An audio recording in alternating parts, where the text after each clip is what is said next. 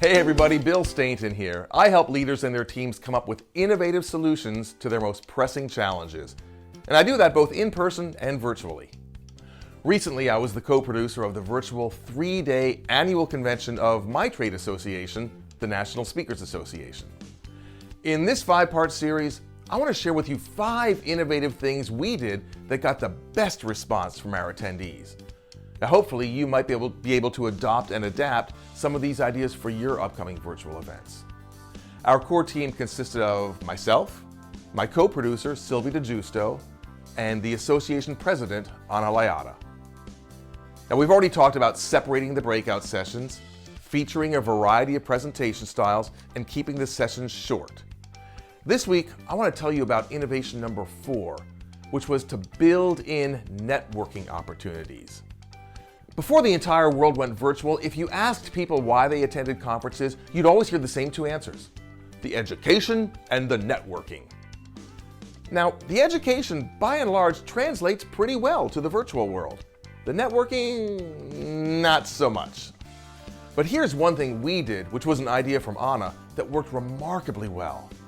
During a roughly 2-hour break between general sessions, we had what we called a digital dine-around. Now granted, the dining part kind of depended on your time zone since people were coming in from all over the world, but as it turned out, that didn't really matter. Here's how it worked. We reached out to about 20 or 30 of the high-profile members of our association and asked them if they'd host a Zoom room on their own Zoom accounts during the break. No program, no agenda. Just be there so that people could drop in, visit, and chat. On the main agenda page, we listed all the hosts along with links to their Zoom rooms. Attendees could move from room to room, or they could stay in one room the entire time, or if they wanted to, they could leave the event entirely and go take a walk if that's what they wanted. It was entirely up to them. I dropped in on about a dozen or so rooms, and each one had anywhere from 15 to 30 people, all engaged in robust conversation and laughter.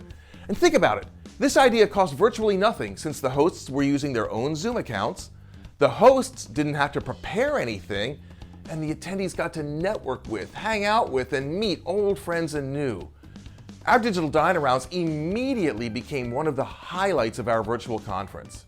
So, how can you use this idea, or something similar, to build those all-important networking opportunities into your next virtual event? I'll be back next week with another innovative decision that worked for us and hopefully will work for you as well. And of course, if you or someone you know could use a little support in coming up with innovative solutions to your most pressing challenges, or if a virtual program on innovation would be a good fit for your next event, reach out to me. Let's see if we're a good fit. My information is right down there. Thanks for watching, and I'll see you next week for innovation number 5 in planning a virtual event.